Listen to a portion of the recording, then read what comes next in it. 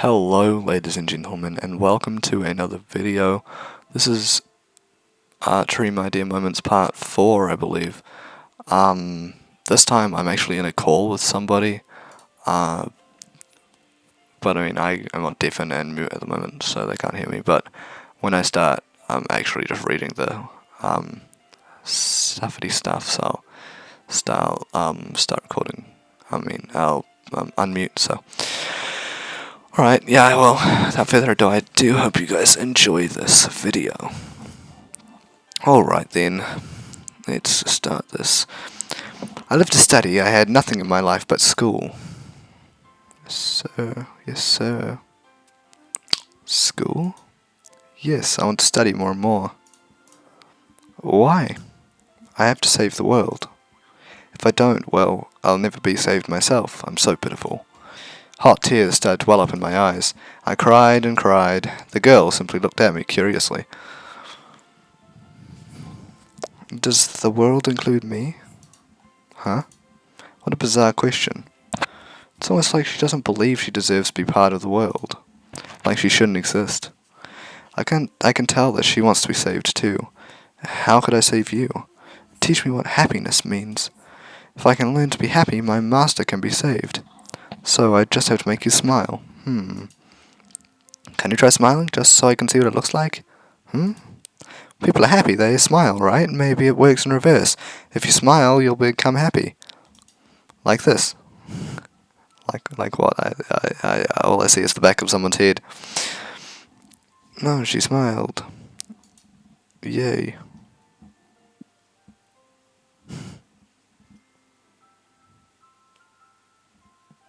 In that moment, I learned how quickly someone can fall in love with a robot.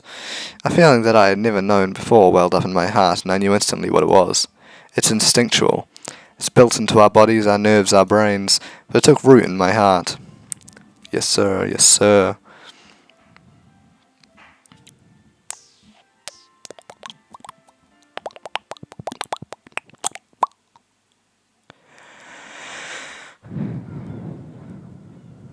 Seagulls. The next morning.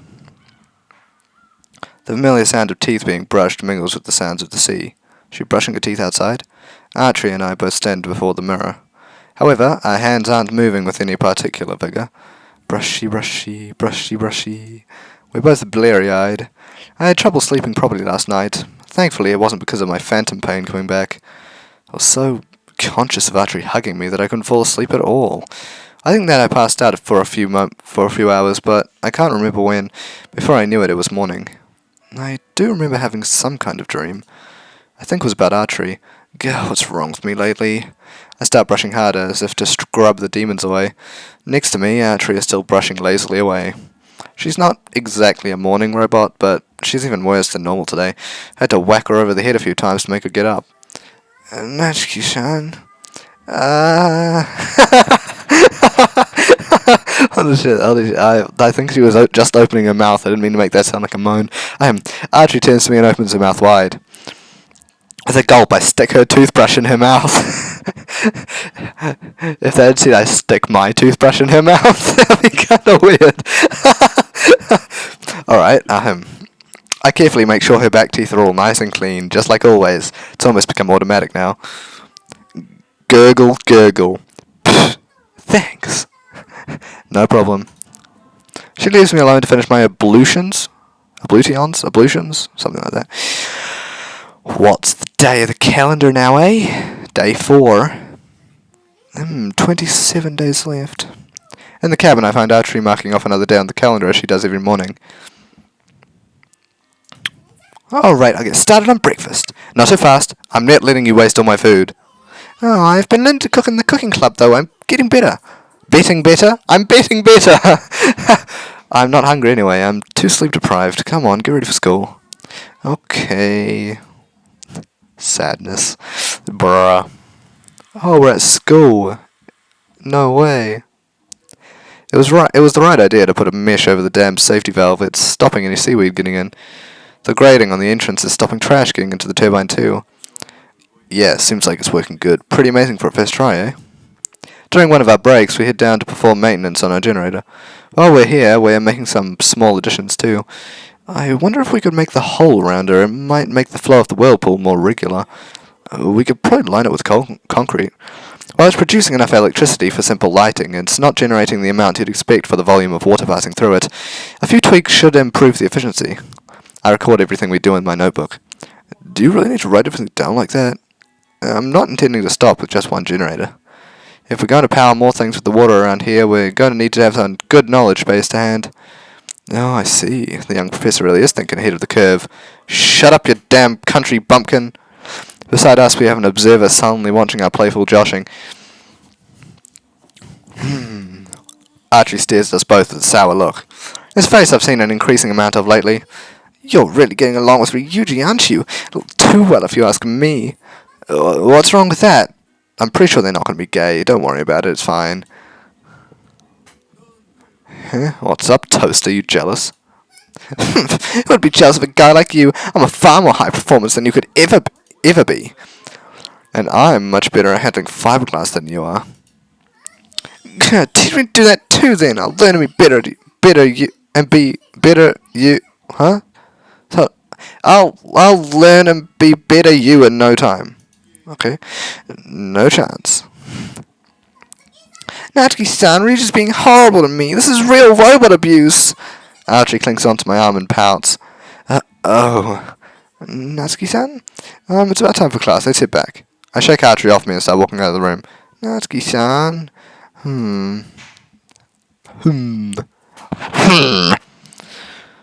Gosh, voicing like 5 or 6 characters is crazy, bro. Psst. Natsu. Natsu! Su! What? I'm trying to concentrate here. Dude, what was with you just then? What do you mean? Aren't you being kind of cold with Atri? It kind of makes me look like a bad guy if you don't go along with my jokes, man. Ryuji playfully bullies Atri a lot. Normally it comes across as a joke, but I guess just now I made it seem like he was seriously being rude. I'm sorry, I really am, but I just can't help it right now. Hang on, do you mean... Gotcha, man. Forget I said anything. Seemingly understanding my situation, he goes back to his work. Yes, sir. Yes, sir. Minamo notices something. There's no club activities today and no salvage jobs on the schedule, so for once in a while we head home early. Back on the ship, I spend a few hours poring through the seemingly endless files my grandmother left behind. So these ones are data about wave formations along the coast, and this is a survey of the ocean floor. Even this huge stack of papers is just a tiny fraction of the research my grandmother conducted throughout her life. The rest is sunken beneath the sea. I should be able to find something useful in here, though. She spent a lot of her last years living on the ship, after all. Natsuki-san! Archie sidles up to me, sighing with boredom. What? Are you in research mode again? Are you going to build something else? No, I'm just seeing if I can find anything that might help get back your memories. She starts to curiously glance over the laid out papers. My grandmother was in the middle of a research project when she died. I seems like it might have been something related to you. Seems... I want you to pull up Atri. If you can take her to where she needs to go, our plan can start again. Old lady. She wanted me to take you somewhere. Do you have any idea where she meant? My master wanted that? Yeah, Yachigusa Nanko, the ocean geologist, your old master. Yachigusa Nanko. I might remember her, but I'm not sure. If we can just fill in the gaps in Atri memory, she might be able to remember. But if she can't even remember the name of her former master, it seems like this might be difficult. Is there anything else you remember? Absolutely anything? Oh, well... My master always used to call me useless. She said it wasn't any fun being around me. My grandmother could say such cruel things to people sometimes. Things that would cause even me to recoil. I was always making mistakes. Do you ever remember meeting a young boy? A boy? Yeah, one around 9 years old on the cliff top. That's very specific. It would have been around 8 years ago. You said that you wanted to go to school before, remember? That might be because of what that boy said to you. For some reason, I actually really wanted to go to school. It's possible that a desire came about due to what I said to her back then. Assuming that girl really was Atri, of course. She tilts her head bemused. I see. I suppose you don't remember. I start looking through the files again. Since I've got nothing better to do, I may as well go and do the shopping.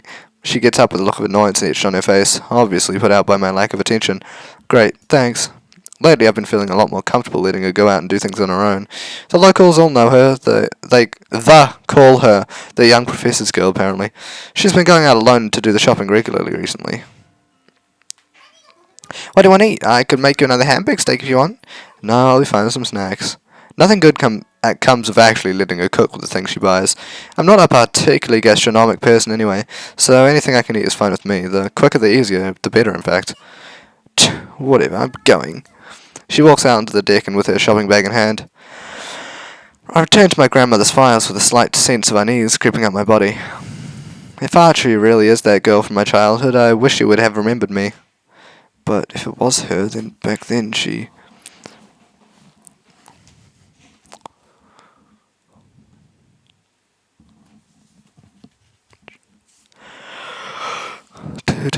Do.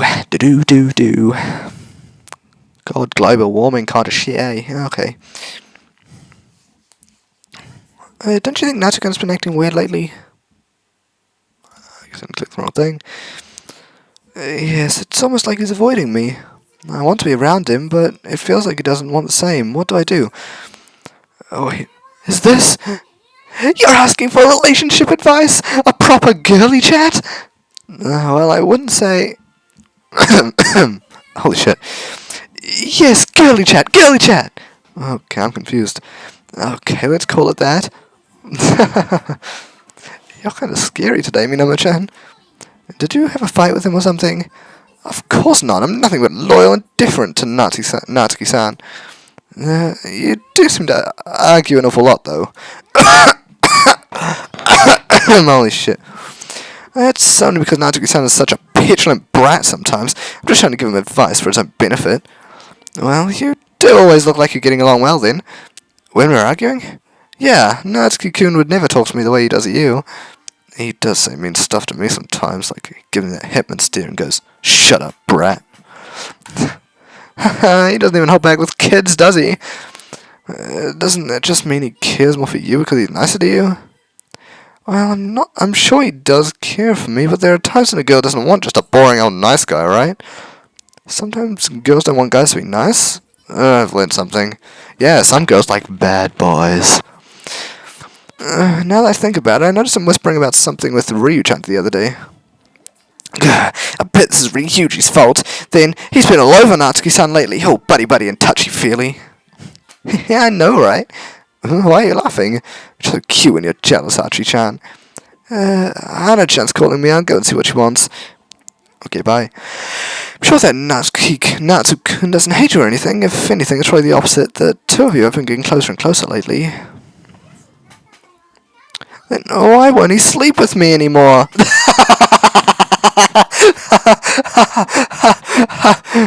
Probably just sleeping with a robot's kind of odd.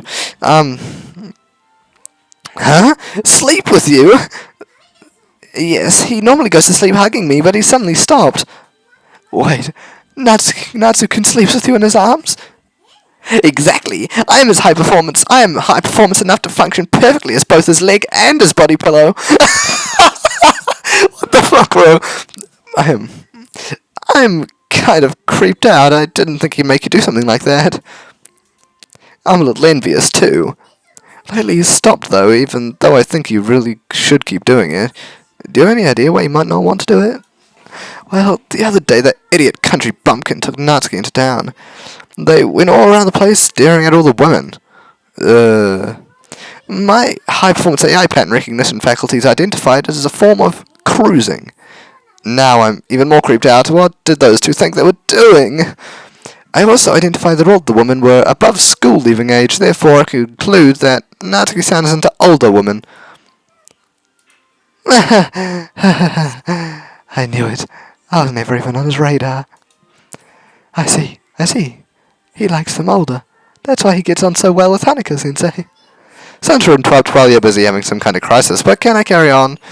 It seems like Natsuki-san has a particular female that he views as special. It was an older girl, his first love. Oh, is that who he was talking about before? Yeah, and that's why he won't sleep with me anymore. At least, that is my conclusion, based on my built-in knowledge of human morality. Isn't it horrible? I know robots are basically only a substitute for real human beings in the first place, but isn't it cruel to just use me and then throw me away? I'm not quite sure what he's doing. How do you feel about Natsuko-chan? How do you mean? Well, do you love him? Oh, of course I love him. Well, I mean, do you love him, like, romantically? I am a robot. I don't think I am capable of that function. Really? Yes. Coming through, get out of the way, this thing's real heavy, you know. Clear the way. Huh? Huh? Huh? Just do 5 different voices for 5 different characters. Exhausting. So, are you actually going to do anything? Do anything about what? Atri, dude. She's probably your first love, right? We don't know that for sure.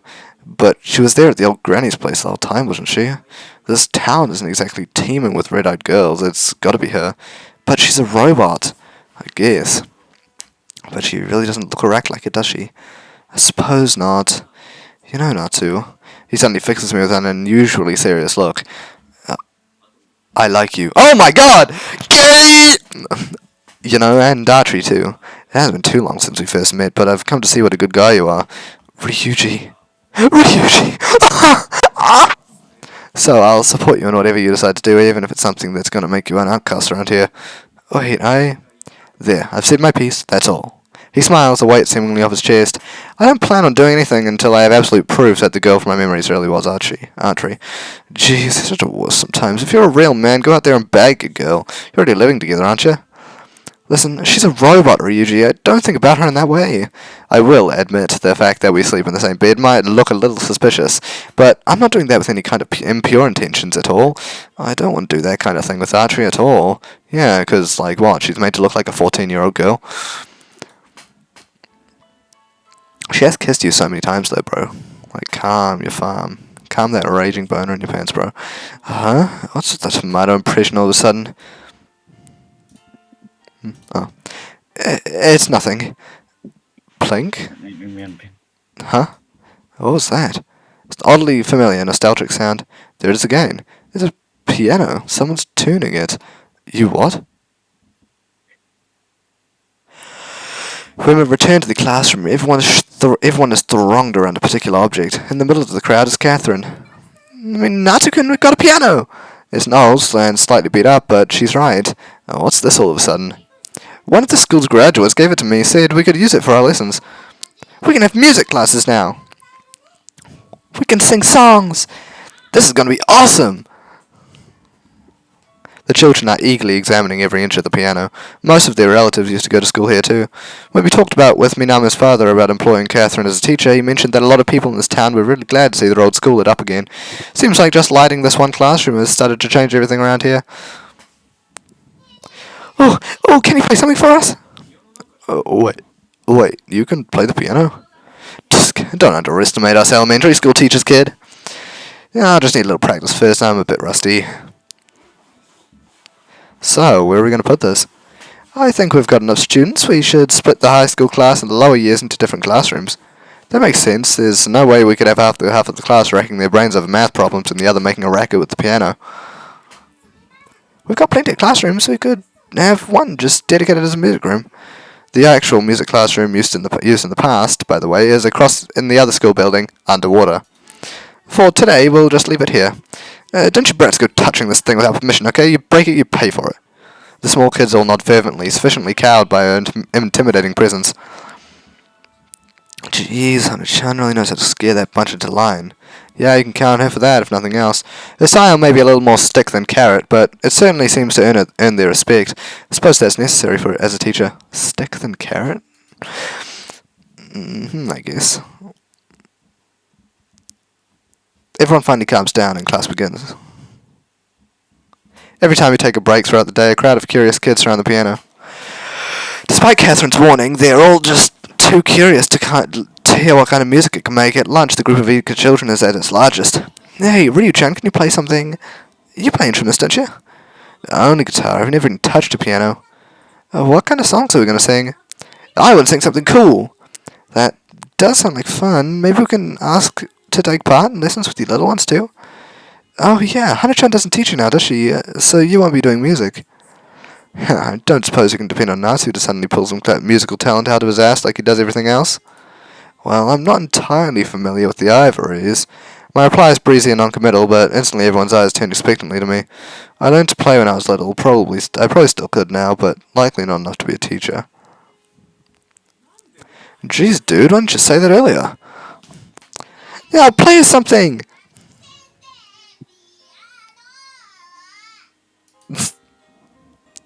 Yeah, I want to hear you play too! Everyone bears down on me with hungry eyes. They want my D, and I don't really want to give it to them. Okay, calm down. With everyone gathered expectantly around me, I sat before the piano. I opened the lid. Setting eyes on the black and white keys for the first time, the assembled crowd lets out a little ooh of anticipation. I pressed down a key, testing how much resistance it offers. It let out a soft, mellifluous sound with only the slightest touch. My fingertips still remember the sensation after all of these years. I slowly start to play a tune. I start with a simple practice tune, and one I played a million times as a child. Whoa. Oh, wow. Damn, you're not just a total hottie and a brain box, but you can seriously play piano too? You're totally too perfect. I'm definitely a little rusty. I stumble over the occasional note, but I manage to make it to the end of the piece. My performance prompts an energetic round of applause. Play us something else! Play us that one about the doggy! Doggy style? I start taking requests, playing standards about that everyone knows. Over the course of 3 songs, the audience gradually grows entranced by the music. All fall silent except for some children humming along. As my fingers start to grow more accustomed to the keys, I start to play with increasingly fluidity and... What? I start to play with increasingly fluid... with... Huh? I start to play with increasingly fluidity and ease. That was grammatically incorrect, but we don't talk about that. I come to the end of the song. By now, the crowd isn't applauding. They're merely waiting patiently for me to start again. However, it's almost time for lunch to come to an end. Okay, one more song. I take a deep breath and start to play. What's this song? No idea. Doesn't seem like anyone knows this piece, but after a moment's confusion, everyone starts to listen intently. What a pretty tune. Yeah, it's nice. Yeah, it's nice, bruh. I remember being taught this piece as a child by my mother. It was a song from my hometown, one that used to be sung in all of the pubs and at all of the gatherings. The lyrics, however, had been long forgotten. Its sweet tones resonate through the morning air. Everything is silent except for the dulcet piano and one voice.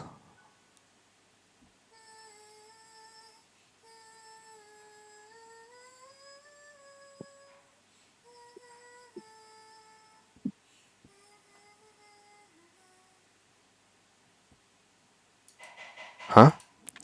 Somebody is humming along with the melody. Someone else knows the song, but who?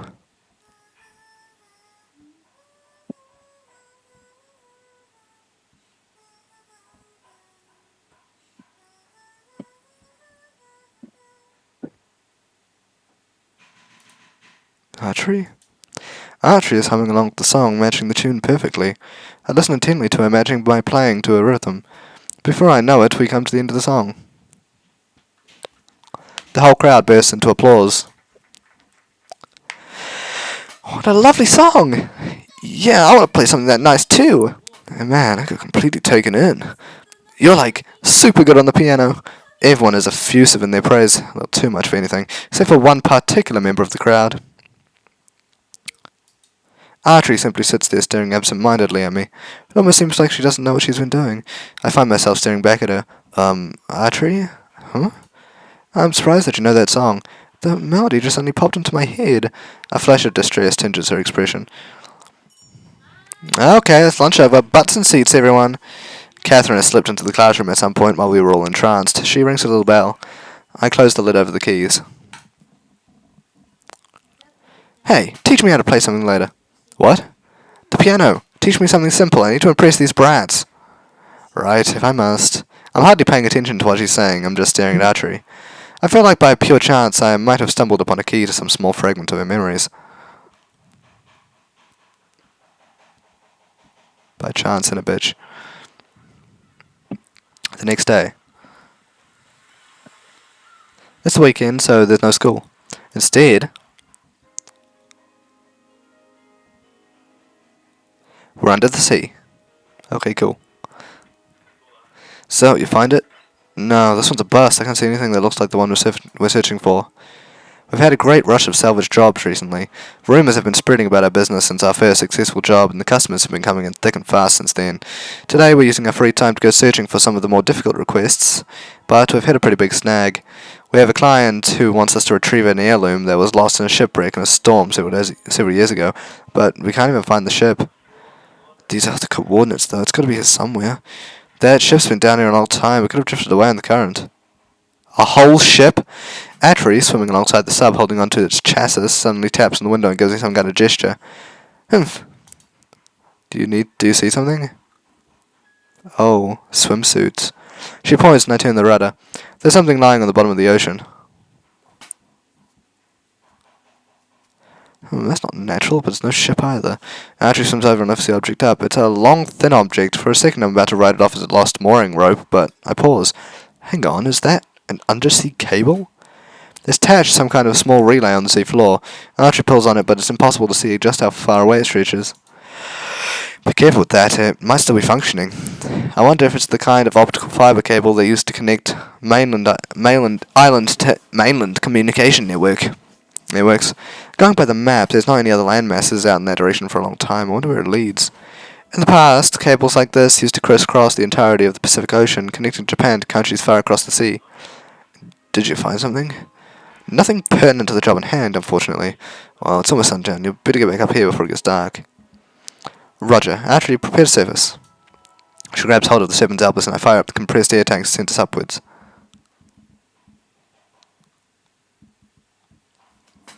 Welcome back. Welcome back, you two. Erica hands me my cane and I finally feel able to breathe. That was some really, really long cable down there. What was that? What cable? An undersea cable. It looked like the kind you'd use to link an island to the mainland, but there's no islands in that direction. Yeah, it's just open sea out there. Maybe there's some kind of outpost stationed out in the ocean. Guess we're out of luck today, though. Damn, I knew that job was going to be a hard one. Salvaging from sunken houses is made significantly easier by being able to use maps. Unfortunately... Wait, no, I need to read this how it's said in here. Made it significantly easier by being able using maps. Unfortunately, heading further out to hunt shipwrecks probably requires specialized techniques. Lucky we agreed a fee just for searching, even if we didn't find it. I don't feel particularly good about taking money for a failure, though. The people that come to us often want us to salvage more than just an object. They're looking for their memories. The vast majority of the requests we get are to find things that have far more sentimental value than they do monetary. Today's failed salvage was just the same. I think we should camp out here for the night and search again in the morning. Sounds like a plan. If we tried to make our way back ashore from this far out in the dark, we may well end up joining our client's ship on the seabed. Having a sleepover? Yay! Let's make some dinner, I'm starving. Atri, go and shower off while we get things ready. Aye, aye, Captain. She trots off, leaving little wet footprints on the way to the bathroom. So we are sure robots are waterproof, right? After a slightly early dinner, we all engage ourselves in our own business. Ryuji listens to his favourite radio program. The radio waves are barely reaching this far out, and the sound of fuzzy guitars has to fight to be heard. Wait, and the sound of fuzzy guitars has to fight to be heard over the static. Huh? The game just... That's weird. Ririka is poring through my latest collection of books, happily devouring all manner of things she can't find on the library shelves. I'm simply lying around bored. Where's Atri got to? She said she was popping outside. Huh, I see. It's rare for her to leave my side without good reason. Damn it, the reception out here sucks. Ryuji tries every trick in the book to will the radio waves into the antenna, turning it to every angle and jamming it up against his ear. I pass by him and walk out onto the deck.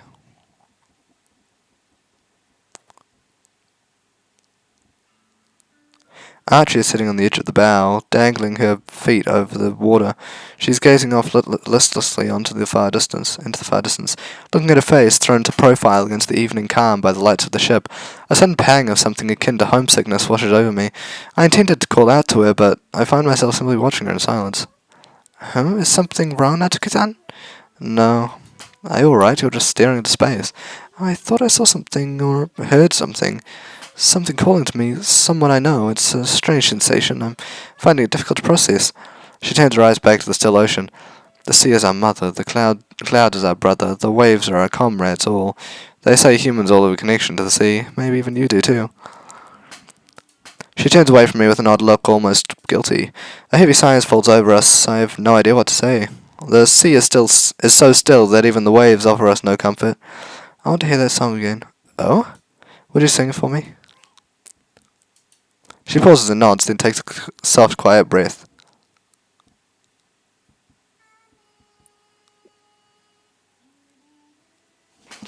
Turn up my volume.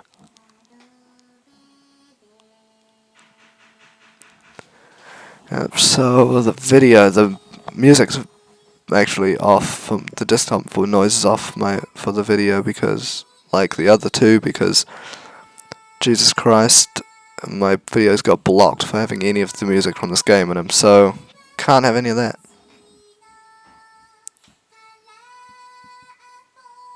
She does sing, at first in a quiet, faltering tone. She hums softly as if searching long-buried memories for that old melody. That is not humming, I can hear very clear Japanese words. It's like she's piecing the notes together from deep in her memory banks. Gradually, the fragments come together. God, this song's beautiful, bro.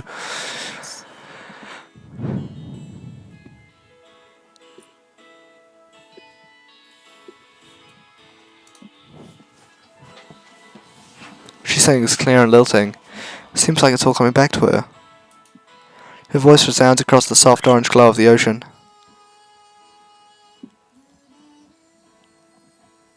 The lone witness to this beautiful spectacle, I stand bewitched. I think back to the days when I learned this song.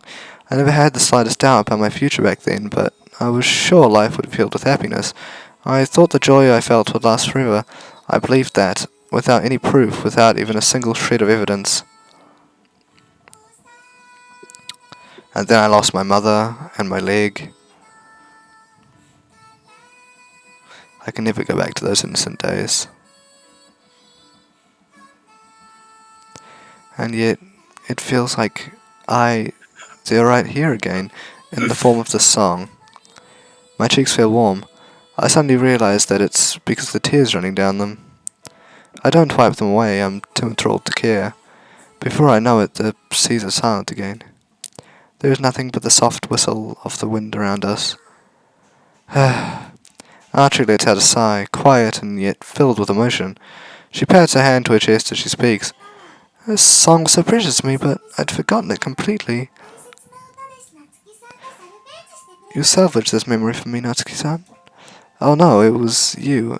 You... The words simply won't come out. I don't know if I know how to express what I want to say.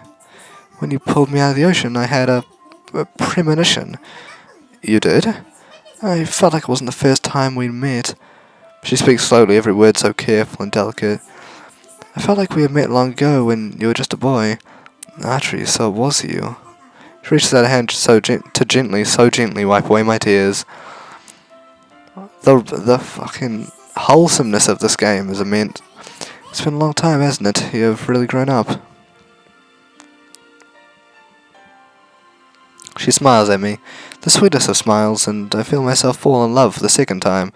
Seriously, bro, she's a robot, but she's also, like, made to look like a 14-year-old. But I guess I won't say any more than that, I guess. How old is bro, like 17? Oh shit, I accidentally did that, okay.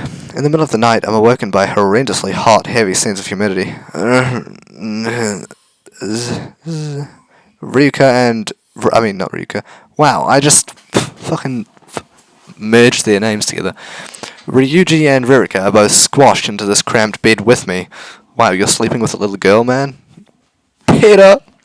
I had laid out a sheet on the floor, but I struggled to get to sleep down there. What time is it? Completely black outside of the window, but it's not too far from the dawn. Archie is sitting in a chair, comfortably snoozing away. It's been a long time, hasn't it? You've really grown up. I felt so bashful around Atri after that moment that I locked myself up in the cabin and said nothing to her for the rest of the night. I sort of already realised this, but I'm really not as experienced with regular human relationships as I should be. Until I dropped out of the academy and came here, Minamo was the only friend I'd ever made. And obviously I've never had a girlfriend. I thought such things would blow me. You and me both, friend. I guess this is the kind of situation you end up in if you don't build up a knowledge base. I'd always acted as if I was above everyone else, but looking back at the past few weeks, that could hardly be less true. Just a man who's good at studying, I suppose. I look back on the me that thought he could save the world all by himself with acute embarrassment. I sit on the bed with my head in my hands. It's too hot in here. This cabin, and furthermore this bed, isn't suited to this kind of population density. I carefully extricate myself from the tangle of bodies and quietly make my way outside. Huh? Why is it so foggy? The entire air is coated in a thick layer of cloudy mist. It should be about time for the sun. Okay, later.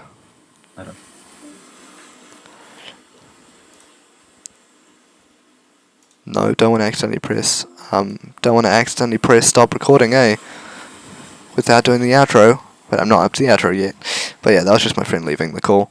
He never said anything the entire course of the video until there. So anyway, it should be about time for the sun to begin to peak above the horizon, but there's not a single trace of its rays. The wind is still, and yet the waves are buffeting the ship. The deck is swaying enough to almost toss me off my feet. I have to grab onto the railing to keep myself from being swept into the briny deep. I should go back to bed. As I go to turn around, the fog grows somehow even darker. What? I peer into the gloom.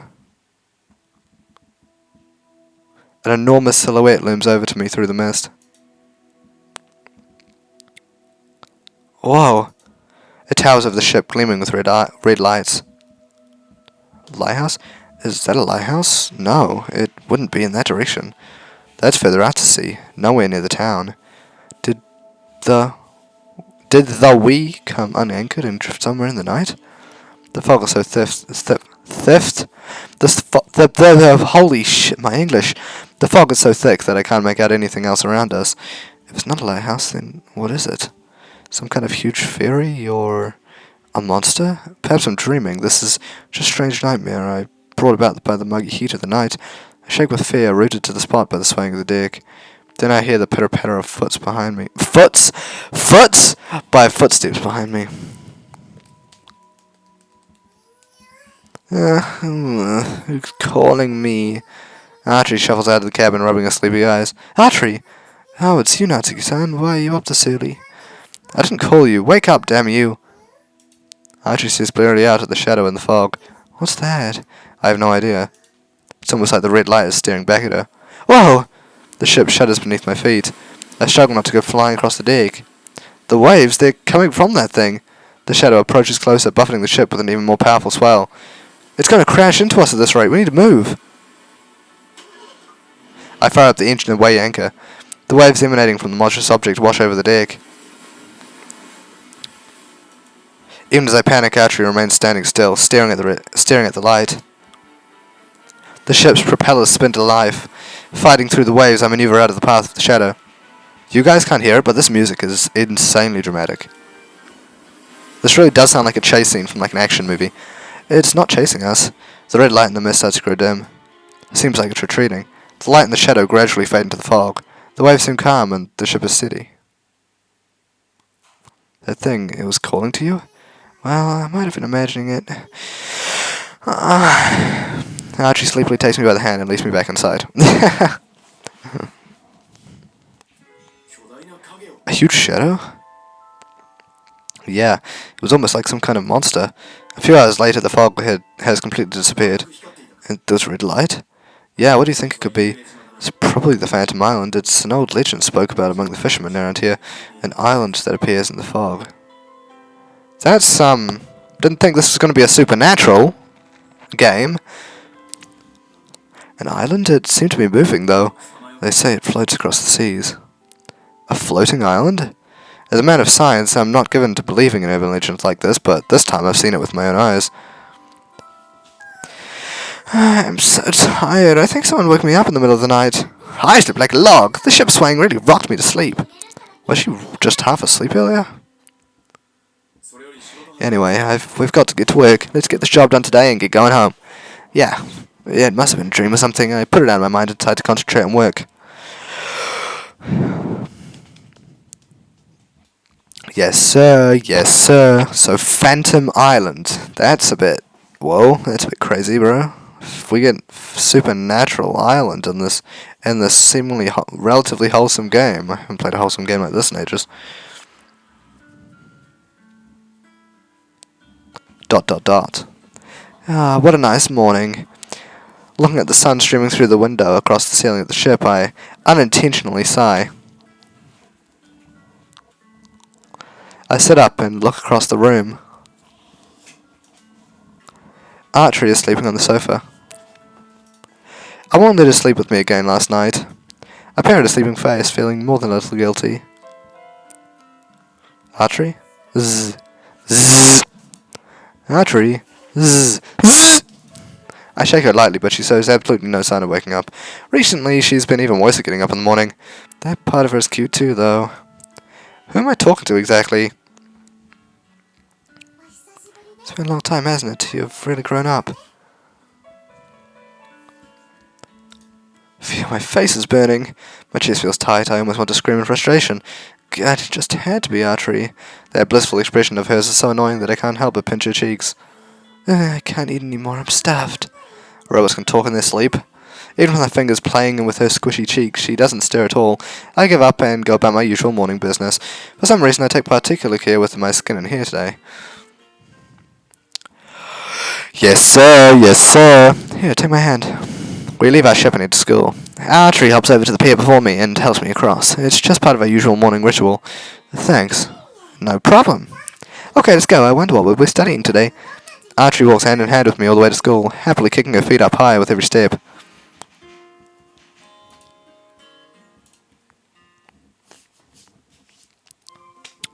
Our path takes us to a hill on the coast. Now this soundtrack sounds like it's straight out of a Pokemon game, bro. The sea breeze tingles pleasantly against my skin. I'll just describe the soundtracks to you guys, so so that I don't get, copyright. And she's singing. Archie's in a good mood, as she always is on the way to school. She's always so excited to get there and study. She's so adorable like this that I can't help but smile. I wonder if Catherine looks at all of the little kids in the same way. Hey, Atri.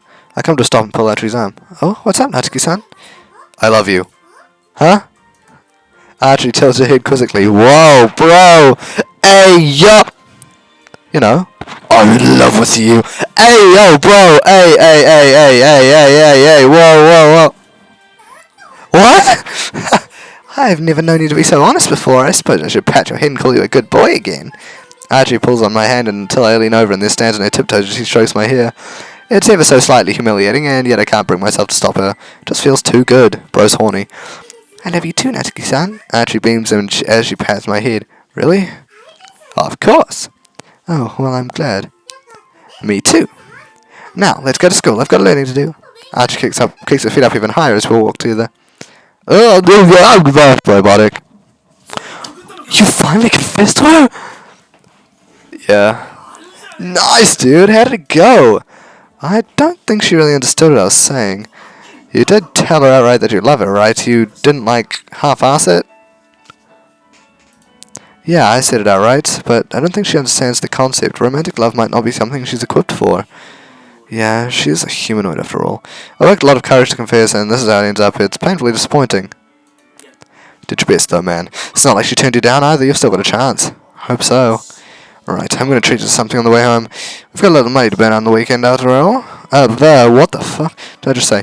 Well, to burn after the weekend anyway. Our salvage operation had to see ended up actually going really well. On the second day we ran across the ship we were looking for almost completely by accident. The client was so surprised and elated that he gave us even more money than we had agreed. I want to eat something cold for once. Yeah, that would be nice. Let's make a frickin' fridge. The two of us start to walk back to the classroom, chatting as we go. What were you listening in, Catherine, huh?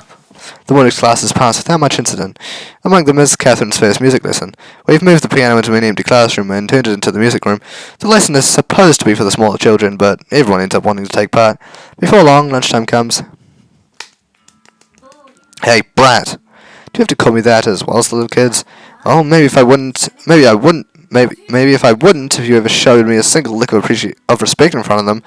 So, did you need something? Well, I didn't expect you to start right away, I guess. First, I suppose I should thank you for helping me work on my piano skills. After we returned from the salvage job on the weekend, I came to the school to teach Catherine to play better.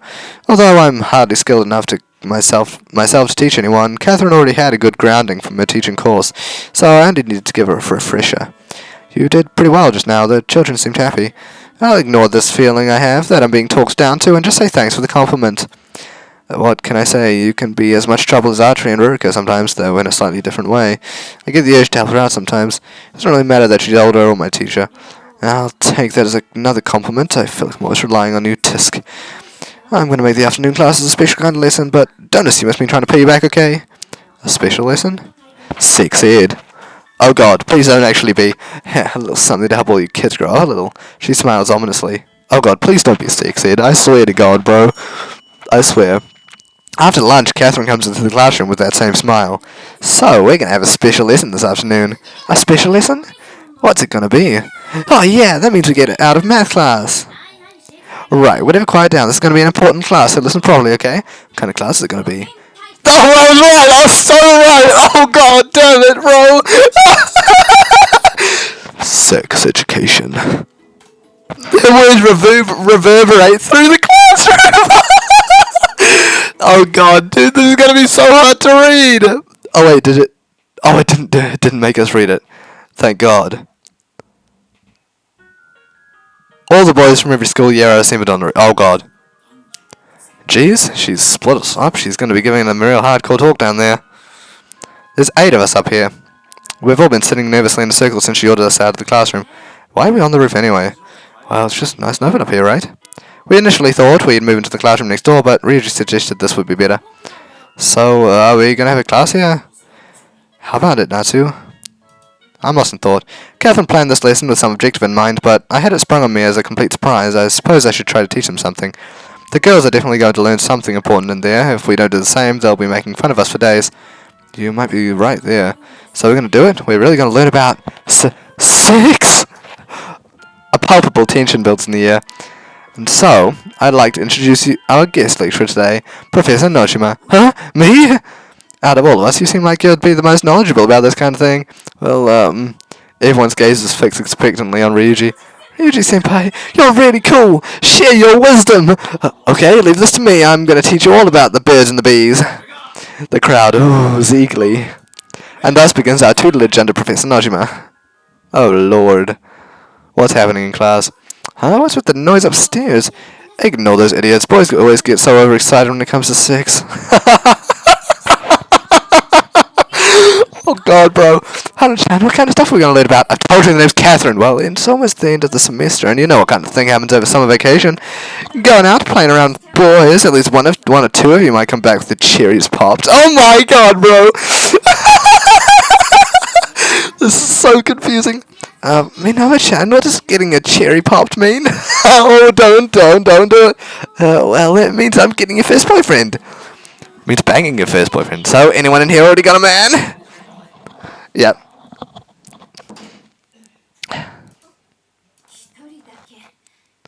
Only one of you, and one of the little ones at that. Jeez, what the hell are you guys doing? You're only young once, you know. I don't want to hear that from an old spinster like you. You've got a boyfriend, Mia-chan? Yeah, I'm going out with Toru-kun. He said he loves me. Oh, really? That sounds so cool! Question! Yes, Atri? If a boy says he loves you, does that mean he's a boyfriend now? You probably shouldn't put it like that. You shouldn't be having more than one of them at a time. I've learned something. Wait, has someone confessed their feelings to you, Achichi? Yes, Natsuki-san this morning. You just exposed it to the entire class of girls!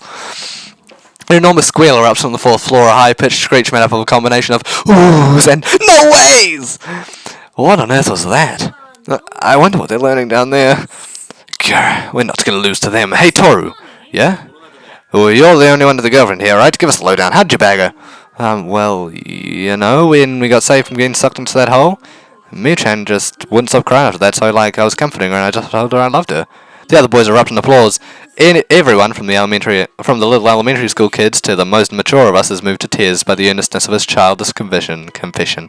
Except that is, for me, I look upon everything with the utmost objectivity and think one thing: what the hell is this lesson supposed to be about? Boners, bro. Boners. He just stopped in the middle of the road when we were talking to school and told me he loved me. Oh, and what did you say? I complimented him for being honest, patted his head, and then told him I loved him too. Ah! Whoa, that's amazing! You blew it. A real failure to launch then. Did I do something wrong? Rurika, what would you do if Natsuki told you he loved you? I might say I really love him too. So, Atri, what would you say that would mean? Rurika and Natsuki were a couple? Yes, they both said that. No! She's fucking in primary school, bro! Minamo, what do you think? I don't really think they'd be a couple. Why not? Well, because they mean different things by love, I guess. Exactly, there are a lot of different kinds of love. There are? What's the difference between them then? What? Ririka doesn't know about them, so she'd have just fucking... Okay, whatever. Mayu, how about you tell them? Well, you can love your family or your friends, but then you can also love someone, romantically. Yeah, it's kind of painful being taught this stuff by a little kid. It's pretty embarrassing, yeah. I don't understand, what's the difference? Yeah, I don't get it either. Like, I love hamburgers, what kind of love is that? How do you actually feel about Natsuko-chan? I love him. Do you want to be together with him? Yes, just being in a different classroom from him makes me sad. So, do you feel strange when you're around him? Kind of restless, giddy? Or sort of jealous when he's with someone else? I think I do. When I see him being all buddy-buddy with that idiot Ryuji, I get really annoyed. I totally get that. Last time I had a boyfriend, I used to get so pissed when it seemed like he was having more fun with his guy friends than me. There's so many voices I have to do in this game. I've started merging them. Yep, that's textbook jealousy. That's what happens when someone who likes seems to pay more attention to someone other than you. Jealousy. Processing. Please wait a moment. Processing complete. So you're saying that when Natsuki-san confessed to me, we meant different things by the word love, and thus have failed to form a romantic relationship. Exactly. Understood. I should explicitly clarify my exact terminology next time. I don't quite think that's right. Why not? I don't think it will work if you're so scientific about it. Putting how you feel into words is difficult, you know, but you would know about that, wouldn't you? Miss Undisputed Champion of Unrequited Love 10 years running. Don't say that. What about my hamburgers? Hamburgers! So you tried to tell him you love him and it didn't work out, Chan? Yes. I think that's just because you didn't put enough emotion into it. You won't make him see how you feel with just words. I see, I've learned something. How are we getting schooled by an elementary schooler here? Fear of love is a difficult concept. Sure is. I'm telling you, girls are scary. They might look good on the outside, but when you actually have to live with them, man. After being taught all about romance by an elementary school boy, where you move on to a blow-by-blow, sometimes literally, account of what it's like to have an older sister. We've heard all about her making him run errands, or lazing around the house half naked, or dressing him up in girls' clothes. This has gone from sex ed to something that's going to put everyone off of girls for life. So yeah, that's what I'm saying is that basically it's what's on the inside that counts. Man or woman, don't be fooled by how they look. On the inside that counts, bro! That could mean multiple things. Thankfully, we're saved by the tiny bell. I breathe a sigh of relief as I'm finally freed from this personal hell. Always, you can come back down now. Catherine shouts out from the classroom window. I've never been so glad to have that voice. So glad to hear that voice. All of the boys look surprisingly serious, so it seems like they took something from the class. So yeah, give it all you got, Natsu. Yeah, right. I have absolutely no idea what I should be doing, but I'm happy he's cheering me on at least. Ah, Natsuki-san! As soon as I enter the classroom, Atri rushes over and grabs my hand. Welcome back! Nice to be back. Is something wrong? It's, nothing. I squeeze her hand ever so slightly. Minamo, what kind of stuff did you learn about? We're not supposed to tell you. Oh, come on, you've got to be able to tell us something. Tisk, a real perv, Ryuji-kun. What? Was it really that in-depth a lesson? In a way. Jeez, Hanan-chan, wait, you haven't been telling dirty stuff to Rurika, have you? I've taken my first steps toward adulthood. What? I've learned the true meaning of loving hamburgers. What? What did you guys learn anyway? We had, like, a really hardcore lesson, the kind of thing we could never tell the girls about, isn't that right, Natsu? Yeah, it's so hardcore, I had no idea what was going on half the time. I'm not lying. Whoa, you, go guys. Yep, I'm getting all embarrassed just thinking about it. And so our sex education ended with a distinctly strange atmosphere between the boys and girls of the school. That does sound pretty weird. That does sound like something would go wrong. It's not long before the day as a school comes to a close. The day as a whole comes to a close. I'm on cleaning duty, so I stay behind sweeping in the halls. From this outside, this place may look like a wreck, but the inside is keep surprisingly spotless. Natsuki-san, yeah. I've got club activities, so you can go home ahead of me today. Understood. You seem to be trying really hard in the cooking club. Of course! Yuka and some of the middle school children have joined up, so we've got more members now, too. President Minamo is really marshalling the troops. We haven't exactly got much choice of clubs at such a small school. Over half of the girls here have become Minamo's subject. I hope you're getting along with everyone there. Of course I am! Will you be alright going home on your own? Don't you worry about me, I'll be fine. This is a bullyless school. Yeah, that makes me feel just as uneasy. It's almost like you don't need me anymore. Don't worry about that. Having you alongside me means I never feel lonely. I pat myself to hear. Well, if you say so. She's pacified a little by this gentle little exchange, but she... Oh, I missed that. She's pacified a little by this gentle little exchange, but she still looks like looks a little put out at not having to be around me constantly now. I won't be going home by myself anyway. I have my plans with Ryuji. That idiot! I am detecting my jealousy circuits firing. Your what? It's nothing. I'm supposed to keep that secret from the boys. She wanders back into the classroom, muttering to herself. You're supposed to keep that secret from the guys, eh?